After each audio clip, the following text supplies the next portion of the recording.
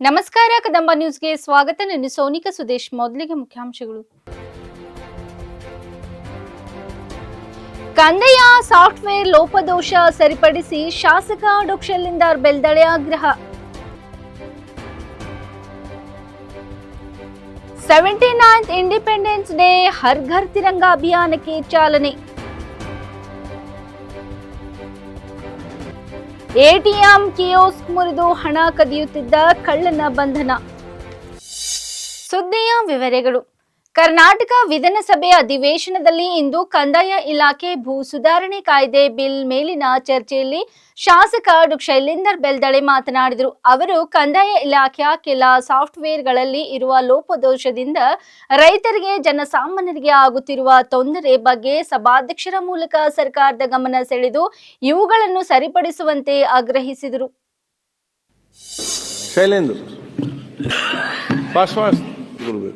ಮನೆ ಅಧ್ಯಕ್ಷರೇ, ಕೆಲವೊಂದು ಪ್ರಾಕ್ಟಿಕಲ್ ಹೇಳ್ತೇನೆ, ಕೆಲವೊಂದು ಕರೆಕ್ಷನ್ ಆಫ್ ಟಿಪ್ಪಣಿ ಮ್ಯಾಪ್ ಅಂತ ಬಹಳ ಜನ ರಾಜ್ಯದಲ್ಲಿ ರೈತರಾಗಲಿ, ಉದ್ಯಮಿದಾರರಾಗಲಿ, ರಿಯಲ್ ಎಸ್ಟೇಟ್ ಏಜೆಂಟ್ ಎಲ್ಲ ಜನರು ಹಾಕ್ತಾರೆ ಸರ್. ಇವೊಂದು ರೆವಿನ್ಯೂ ಡಿಪಾರ್ಟ್ಮೆಂಟ್ ಇಂದ ಕೊಲಾಬ್ ಸಾಫ್ಟ್ವೇರ್ ಅಂತ ಇಂಟ್ರೊಡ್ಯೂಸ್ ಮಾಡಿದ್ದಾರೆ. ಕೊಲಾಬ್ ಸಾಫ್ಟ್ವೇರ್ ಅಂತ ಅದರಲ್ಲಿ ಎಷ್ಟು ಜನರಿಗೆ ತೊಂದರೆ ಆಗ್ತದೆ. ನಾನೇ ಒಂದು ಕರೆಕ್ಷನ್ ಆಫ್ ಟಿಪ್ಪಣಿ ಮ್ಯಾಪ್ ಅಂತ ಅಪ್ಲಿಕೇಶನ್ ಹಾಕಿರ್ತೀನಿ. ನನ್ನ ಲ್ಯಾಂಡ್, ಈ ನಂದು ಹೊಲ ಇದೆ 2 ಎಕರೆ 10 ಗುಂಟೆ. ಪಾಣಿಯಲ್ಲಿ ಕರೆಕ್ಟ್ ಇರುತ್ತೆ, ಪೊಸಿಷನ್ ನಾವು ಕರೆಕ್ಟ್ ಇರ್ತೀವಿ. ಬಟ್ ಅವ್ರ ಸಾಫ್ಟ್ವೇರ್ ಅಲ್ಲಿ ಇದೇನು ಸಾಫ್ಟ್ವೇರ್ ಇಂಟ್ರೊಡ್ಯೂಸ್ ಮಾಡಿದ್ದಾರೆ ಅದರಲ್ಲಿ 2 ಎಕರೆ 5 ಗುಂಟೆ ಇರ್ತದೆ. ಕೆಲವೊಂದ್ರಲ್ಲಿ 2 ಎಕರೆ 15 ಗುಂಟೆ ಬರ್ತದೆ. ಇದು ಒಂದು ಬೀದರ್ನ ಭಾಲ್ಕಿ ತಾಲೂಕಾದ ನಮ್ಮ ಸ್ನೇಹಿತಂದೇ ಹೇಳ್ತಾ ಇದ್ದೀನಿ. ನಮ್ಮ ಉಸ್ತುವಾರಿ ಸಚಿವರು ಇಲ್ಲೇ ಇದ್ದಾರೆ, ಅವ್ರ ಕ್ಷೇತ್ರದೇ. ಪಾಪ ಒಂದು 3 ತಿಂಗಳೇ ಅಡ್ಡಾಡ್ತಾ ಇದ್ದಾನೆ. ಸಾಫ್ಟ್ವೇರ್ ಪ್ರಾಬ್ಲಮ್ಲಿಂದ ಇಡೀ ರಾಜ್ಯದಲ್ಲಿ ರೈತರಿಗೆ ತೊಂದರೆ ಆಗ್ತಾ ಇದೆ. ಇದು ಏನಾಗ್ಬೇಕು ಹೇಳಿ. ಇದು ಸಾಫ್ಟ್ವೇರ್ ಬದಲಾಯಿಸಬೇಕು, ಇಲ್ಲ ಸಾಫ್ಟ್ವೇರ್ ದಲ್ಲಿ ಕರೆಕ್ಷನ್ ಮಾಡಿ ನ್ಯಾಯ ಒದಗಿಸ್ಕೊಡ್ಬೇಕಂತ ಮಾನ್ಯ ನಾನು ಸಚಿವರಿಗೆ ವಿನಂತಿ ಮಾಡ್ತೀನಿ. ದೇಶ 79ನೇ ಸ್ವಾತಂತ್ರ್ಯ ದಿನಾಚರಣೆಗೆ ಸಜ್ಜಾಗುತ್ತಿದೆ. ಹರ್ ಘರ್ ತಿರಂಗಾ ಅಭಿಯಾನದ ಭಾಗವಾಗಿ ಹಲವು ಕೇಂದ್ರ ಸಚಿವರು, ರಾಜ್ಯಗಳ ಮುಖ್ಯಮಂತ್ರಿಗಳು, ರಾಜಕೀಯ ನಾಯಕರು, ಗಣ್ಯರು, ಸೆಲೆಬ್ರಿಟಿಗಳು ತಮ್ಮ ನಿವಾಸದಲ್ಲಿ ರಾಷ್ಟ್ರಧ್ವಜವನ್ನು ಹಾರಿಸುತ್ತಿದ್ದಾರೆ. ಕೇಂದ್ರ ಗೃಹ ಸಚಿವ ಅಮಿತ್ ಶಾ ಇಂದು ದೆಹಲಿಯ ತಮ್ಮ ನಿವಾಸದಲ್ಲಿ ರಾಷ್ಟ್ರ ಧ್ವಜಾರೋಹಣ ಮಾಡಿ ಈ ಆಂದೋಲನವನ್ನು ರಾಷ್ಟ್ರವನ್ನು ಏಕತೆಯಲ್ಲಿ ಬಂಧಿಸುವ ಮತ್ತು ದೇಶಭಕ್ತಿಯ ಮನೋಭಾವವನ್ನು ಬಲಪಡಿಸುವ ಆಂದೋಲನ ಎಂದು ಬಣ್ಣಿಸಿದ್ದಾರೆ. ಕಳೆದ 3 ವರ್ಷಗಳಲ್ಲಿ ಈ ಅಭಿಯಾನವು ಸಾಮೂಹಿಕ ಆಂದೋಲನವಾಗಿ ರೂಪಾಂತರಗೊಂಡಿದೆ.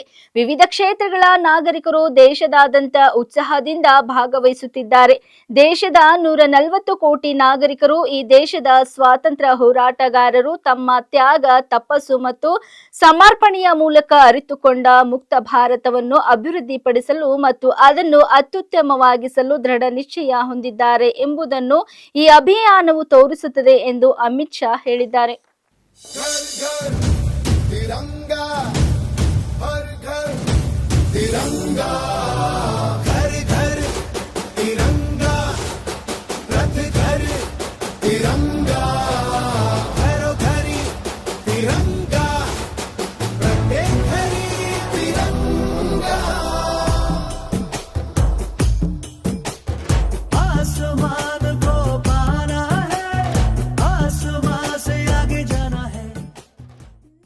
पूरे देश भर में हम जो देखते हैं कि 2014 के बाद हर घर तिरंगा अभियान को लिया गया है, यानी प्रधानमंत्री मोदी जी के आह्वान पे पूरे देश भर में हर घर पे तिरंगा लगे और खासकर ब्लॉक हेडक्वार्टर्स पे तिरंगा रैलीज निकलें, गांव-गांव में तिरंगा रैलीज निकलें।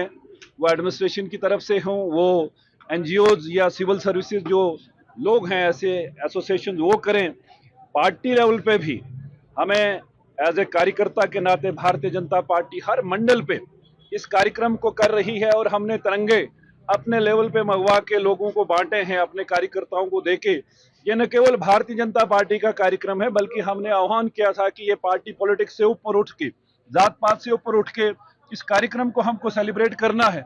और जो आह्वान मोदी जी ने, जो प्रधानमंत्री जी ने किया है कि हर घर पे तिरंगा लगे, उसके लिए आज खलैनी में भी यहाँ एक रैली का आयोजन यहाँ पे किया। और ये जो बदलाव, ये जो चेंज पूरे देश भर में आज है, और खासकर जम्मू कश्मीर में जहाँ यह कहा जाता था एक टाइम पे कि यहाँ तिरंगा उठाने वाला कोई नहीं मिलेगा, आज बच्चा बच्चा यहाँ का यहाँ तिरंगा लेके इस रैली में शामिल हुआ है। न केवल खलेनी में बल्कि जोगड़ा के सारे जितने भी हमारे ब्लॉक हैं उनमें ये कार्यक्रम आयोजित किया गया है और हर घर तिरंगा पहुंचाने का काम किया है। ये दर्शाता है और आज के दिन भी उन शहीदों को याद किया जाता है कि जिन्होंने इस देश को आज़ाद करने के लिए अपने प्राणों की आहुति दी। उनको भी हम नमन करते हैं, सल्यूट करते हैं। और मैंने लोगों से आह्वान किया है कि परसों 15 अगस्त का प्रोग्राम जो योम आज़ादी इंडिपेंडेंस डे जो मनाया जाएगा उसमें सारे लोग कहीं न कहीं ज़रूर शिरकत करेंगे ताकि ये देश का आज़ादी का पर्व जो हमारा है इसको हम अच्छे से सेलिब्रेट कर सकें। ಬಳ್ಳಾರಿಯಲ್ಲಿ ಎಟಿಎಂ ಕಿಯೋಸ್ಕ್ ಮುರಿದು ಹಣ ಕದಿಯುತ್ತಿದ್ದ ಕಳ್ಳನನ್ನು ಪೊಲೀಸರು ಬಂಧಿಸಿದ್ದಾರೆ. ಸೋಮವಾರ ಮಧ್ಯರಾತ್ರಿ ನಗರದ ಕಾಳಮ್ಮ ಸರ್ಕಲ್ ಬಳಿ ಇರುವ ಆಕ್ಸಿಸ್ ಬ್ಯಾಂಕ್ ಎಟಿಎಂಗೆ ನುಗ್ಗಿ ಕಳ್ಳತನ ಮಾಡಲು ಯತ್ನಿಸಿದ ಆರೋಪಿಯನ್ನು ರಾತ್ರಿ ಬೀಟ್ ಪೊಲೀಸರು ರೆಡ್ ಹ್ಯಾಂಡ್ ಆಗಿ ಬಂಧಿಸಿದ್ದಾರೆ. ಬ್ರೋಸ್ಪೇಟ್ ಪೊಲೀಸ್ ಠಾಣೆಯ ಎಎಸ್ಐ ಮಲ್ಲಿಕಾರ್ಜುನ್ ಅವರಿಗೆ ಎಟಿಎಂನಲ್ಲಿ ಕಳ್ಳನ ಇರುವಿಕೆಯ ಬಗ್ಗೆ ಸುಳಿವು ಸಿಕ್ಕಿದ್ದು ಕೂಡಲೇ ಎಎಸ್ಐ ಮತ್ತು ಇಬ್ಬರು ಕಾನ್ಸ್ಟೇಬಲ್ಗಳು ಎಟಿಎಂಗೆ ಧಾವಿಸಿ ಕಳ್ಳನನ್ನು ಬಂಧಿಸುವಲ್ಲಿ ಯಶಸ್ವಿಯಾಗಿದ್ದಾರೆ. ಆರೋಪಿಯನ್ನು ಆಂಧ್ರಪ್ರದೇಶದ ಅನಂತಪುರದ ವೆಂಕಟೇಶ್ ಎಂದು ಗುರುತಿಸಲಾಗಿದೆ. ಪೊಲೀಸ್ ಕಾರ್ಯಾಚರಣೆಯ ರೋಚಕ ದೃಶ್ಯ ಸಿಸಿಟಿವಿ ಕ್ಯಾಮೆರಾದಲ್ಲಿ ಸೆರೆಯಾಗಿದೆ. ಆರೋಪಿ ವೆಂಕಟೇಶ್ ಎಟಿಎಂ ಕಿಯೋಸ್ಕ್ ಹೊತ್ತೊಯ್ಯಲು ಯತ್ನಿಸಿದ್ದಾನೆ. ಈ ಬಗ್ಗೆ ಖಚಿತ ಮಾಹಿತಿ ಪಡೆದು ಸ್ಥಳಕ್ಕೆ ಧಾವಿಸಿದ ಎಎಸ್ಐ ಮಲ್ಲಿಕಾರ್ಜುನ್ ಖದೀಮನನ್ನು ಬಂಧಿಸಲು ಯತ್ನಿಸಿದ್ದಾರೆ. ಆತ ತಪ್ಪಿಸಿಕೊಳ್ಳಲು ಯತ್ನಿಸಿದ್ದು ಇಬ್ಬರ ನಡುವೆ ತೀವ್ರ ಚಟಾಪಟಿಯಾಗಿದೆ. ಅಷ್ಟರಲ್ಲಿ ರಾತ್ರಿ ಬಿಟನ್ ಮತ್ತೊಬ್ಬ ಕಾನ್ಸ್ಟೇಬಲ್ ನಿಂಗಪ್ಪ ಎಎಸ್ಐ ಸಹಾಯಕ ಧಾವಿಸಿದ್ದಾರೆ. ನಂತರ ಆರೋಪಿಯನ್ನು ಥಳಿಸಿದ ಪೊಲೀಸರು ಆತನನ್ನು ಬಂಧಿಸಿದ್ದಾರೆ.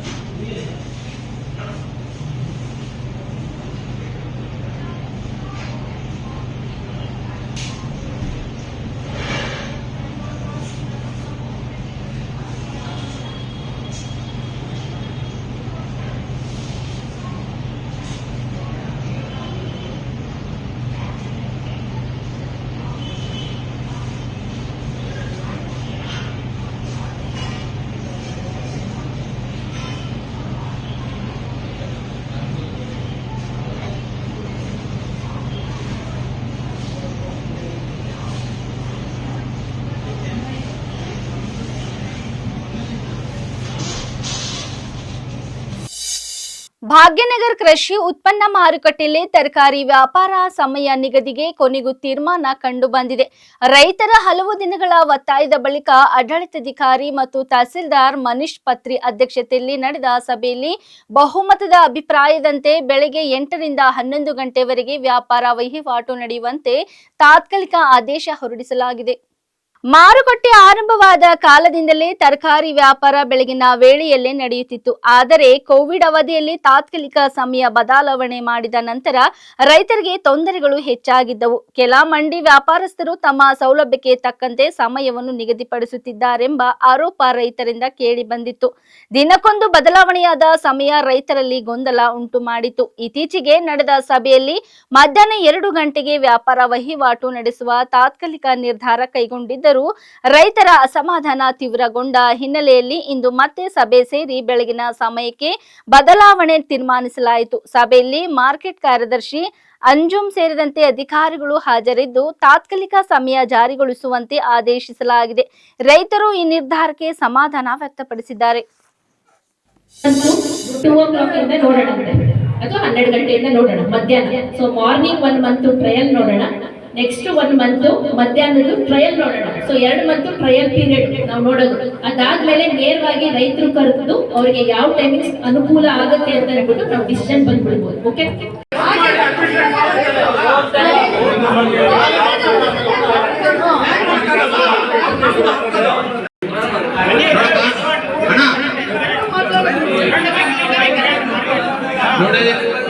ರೈತರು ನೋಡಪ್ಪ ಅಂತಂದ್ಬಿಟ್ಟು ಅವ್ರನ್ನೇ ನೇರವಾಗಿ ನಾವು ಅವ್ರ ಅಭಿಪ್ರಾಯ ಕೇಳಿದ್ದೀವಿ.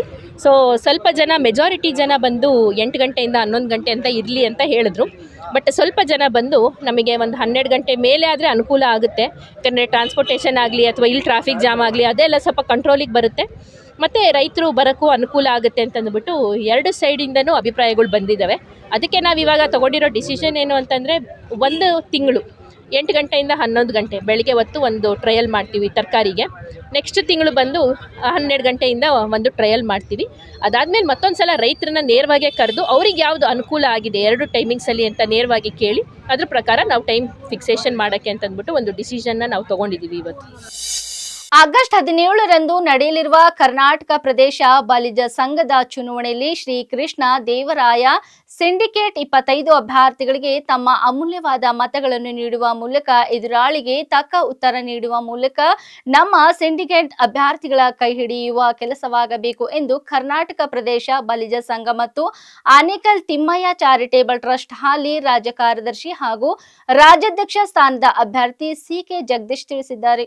ಪಟ್ಟಣದ ಹಳೆ ಎಸ್ಬಿಎಂ ರಸ್ತೆಯಲ್ಲಿರುವ ರಾಮಕೃಷ್ಣ ಕಲ್ಯಾಣ ಮಂಟಪದಲ್ಲಿ ಕರ್ನಾಟಕ ಪ್ರದೇಶ ಬಲಿಜ ಸಂಘ ಮತ್ತು ಆನೇಕಲ್ ತಿಮ್ಮಯ್ಯ ಚಾರಿಟೇಬಲ್ ಟ್ರಸ್ಟ್ ವತಿಯಿಂದ ಶ್ರೀ ಕೃಷ್ಣ ದೇವರಾಯ ಸಿಂಡಿಕೇಟ್ ಅಭ್ಯರ್ಥಿಗಳ ಚುನಾವಣಾ ಪೂರ್ವಭಾವಿ ಸಭೆಯಲ್ಲಿ ಬಲಿಜ ಸಂಘದ ಮತ್ತು ಬಲಿಜ ಜನಾಂಗದ ಕುರಿತು ಮಾತನಾಡಿದ ಅವರು, ಬಲಿಜ ಸಮುದಾಯ ಎಲ್ಲಾ ಕ್ಷೇತ್ರಗಳಲ್ಲಿಯೂ ವಿಫಲತೆ ಕಂಡಿದ್ದು ಸಂಘಟನೆಯಲ್ಲಿ ತುಂಬಾ ಹಿಂದುಳಿದಿದ್ದೇವೆ. ಸಾಮಾಜಿಕ, ಆರ್ಥಿಕ ಹಾಗೂ ರಾಜಕೀಯವಾಗಿ ಮುಖ್ಯವಾಹಿನಿಗೆ ಬರಬೇಕೆಂದರೆ ಪ್ರತಿಯೊಬ್ಬರು ಒಗ್ಗಟ್ಟಿನಿಂದ ಕೆಲಸ ಮಾಡಬೇಕಾಗಿದೆ. 1920ರಲ್ಲಿ ಸ್ಥಾಪನೆಯಾದ ಕರ್ನಾಟಕ ಪ್ರದೇಶ ಬಲಿಜ ಸಂಘ ಕೇವಲ 4.300 ಸದಸ್ಯರನ್ನು ಮಾತ್ರ ಕೊಟ್ಟಿತ್ತು. ಅಂದಿನ ಬಲಿಜ ಸಂಘ ಬೆಂಗಳೂರಿಗೆ ಸೀಮಿತವಾಗಿತ್ತು. ಈಗ ಕರ್ನಾಟಕದ ಮೂಲೆ ಮೂಲೆಗಳಲ್ಲಿ ನಮ್ಮ ಸಂಘದ ಸದಸ್ಯರಿದ್ದಾರೆ. ಕೈವಾರ ತಾತಯ್ಯನವರ ಆಶೀರ್ವಾದದೊಂದಿಗೆ ಹಾಗೂ MS ರಾಮಯ್ಯ ಅವರ ಕುಟುಂಬಸ್ಥರ ಸಹಕಾರದಿಂದ ಧರ್ಮಾಧಿಕಾರಿ MR ಜಯರಾಮ್ ಅವರ ಮಾರ್ಗದರ್ಶನದಲ್ಲಿ ಇಂದು ಬಲಿಷ್ಠವಾಗಿ ಬೆಳೆದು ನಿಂತಿದೆ. ಜೊತೆಗೆ ಒಂದು ಸಮುದಾಯದ ವಸತಿ ನಿಲಯದಲ್ಲಿ ಸುಮಾರು 500ಕ್ಕೂ ಹೆಚ್ಚು ವಿದ್ಯಾರ್ಥಿಗಳು ಇರುವ ಏಕೈಕ ಸಮುದಾಯದ ವಸತಿ ನಿಲಯ. ಅದು ನಮ್ಮ ಬಲಿಜ ಜನಾಂಗದ ಹೆಮ್ಮೆಯ ಹಾಸ್ಟೆಲ್ ಎಂಬ ಹೆಗ್ಗಳಿಕೆಗೆ ಪಾತ್ರವಾಗಿದೆ.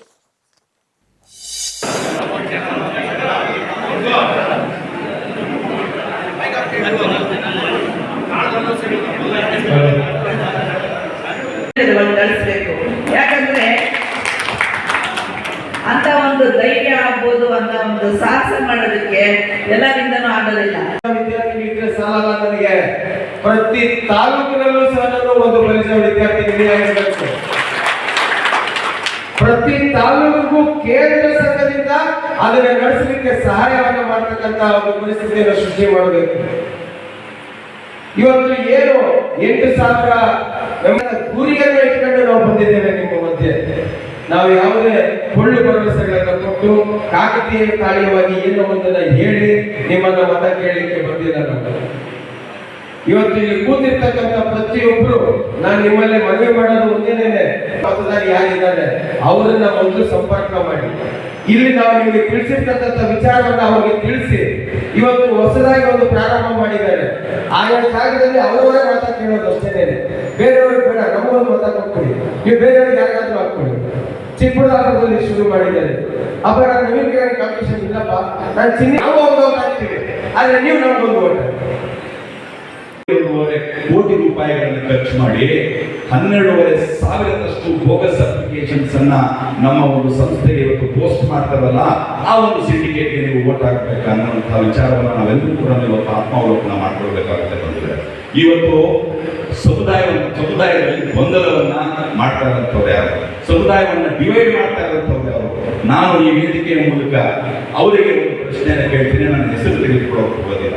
ನಿಮ್ಮದು ರಾಜ್ಯ ಸಂಘ ಅಂತ ನೀವು ಮಾಡಿಕೊಟ್ಟಿದ್ದೀರಾ. ಸುಮಾರು 8 ವರ್ಷಗಳಿಂದ ನೀವು ಒಂದು ರಾಜ್ಯ ಸಂಘವನ್ನು ನಡೆಸ್ತಾ ಇದ್ದೀರಾ. ಆ ರಾಜ್ಯ ಸಂಘದಲ್ಲಿ ಪದಾಧಿಕಾರಿಗಳು ಯಾರು? ಆ ರಾಜ್ಯ ಸಂಘದ ಆಫೀಸ್ ಏನಿದೆ? ನೀವು ಆ ರಾಜ್ಯ ಸಂಘದಲ್ಲಿ ಎಷ್ಟು ಸದಸ್ಯತ್ವವನ್ನು ಇವತ್ತಿನ ದಿನದವರೆಗೂ ಕೊಟ್ಟಿದ್ದೀರಾ? ಆ ರಾಜ್ಯ ಸಂಘದ ಮೂಲಕ ಎಷ್ಟು ಸ್ಕಾಲರ್ಶಿಪ್ಸ್ ಅನ್ನು ಕೊಟ್ಟಿದ್ದೀರಾ? ಆ ರಾಜ್ಯ ಸಂಘದ ಮೂಲಕ ಎಷ್ಟು ಹಾಸ್ಟೆಲ್ಗಳನ್ನ ತೆರೆದಿದ್ದೀರಾ? ಆ ರಾಜ್ಯ ಸಂಘದಲ್ಲಿ ಈಗ ಏನಾದರೂ ಎಲೆಕ್ಷನ್ ಮಾಡಿದ್ದೀರಾ? AGM ಆಗಿದೆಯಾ? ಜನರಲ್ ಬಾಡಿ ಮೀಟಿಂಗ್ ಆಗಿದೆಯಾ? ಏನೂ ಕೂಡ ಮಾಡದೆ ನೀವು ಕಂಪ್ಲೀಟ್ ಫೇಲ್ಯೂರ್ ಆಗಿ ಇವತ್ತು ಚೆನ್ನಾಗಿ ಕರ್ಕೊಂಡು ಹೋಗ್ತಾ ಇರುವಂತಹ ಒಂದು ಸಂಸ್ಥೆಯಲ್ಲಿ ಹುಡುಕಿಡುವಂತಹ ನಮ್ಮ ಕೆಲಸವನ್ನು ಮಾಡೋದಕ್ಕೆ ಬಂದರೆ ನಾವು ಸುಮ್ಮನೆ ಕೂಡಬೇಕಾ ಅಥವಾ ನಾವು ಪ್ರತಿರೋಧವನ್ನು ವ್ಯಕ್ತಪಡಿಸಬೇಕಾ? ಇವೆಲ್ಲವನ್ನ ಕೂಡ 17ನೇ ತಾರೀಕು ಈ ಏನು ಚುನಾವಣೆ ಆಗ್ತಾ ಇದೆ, ಆ ಚುನಾವಣೆಯಲ್ಲಿ ನಿಮ್ಮ ಮತಗಳ ಮೂಲಕ ಮಾತ್ರನೇ ನಾವು ಅವ್ರಿಗೆ ಉತ್ತರವನ್ನು ಕೊಡಬೇಕೆ ಹೊರತು ಬೇರೆ ಯಾವುದೇ ರೀತಿಯ. ಹಾಗಾಗಿ ನಾನು ತುಂಬಾ ಪ್ರಾಮಾಣಿಕವಾಗಿ ಇಲ್ಲಿವರೆಗೆ ಸುದ್ದಿ ಕೊಟ್ಟಿದ್ದು ನಾನು ಸೋನಿಕಾ ಸುದೇಶ್. ಮುಂದಿನ ಸುದ್ದಿಯೊಂದಿಗೆ ಮತ್ತೆ ಭೇಟಿಯಾಗೋಣ. ವಂದನೆಗಳು.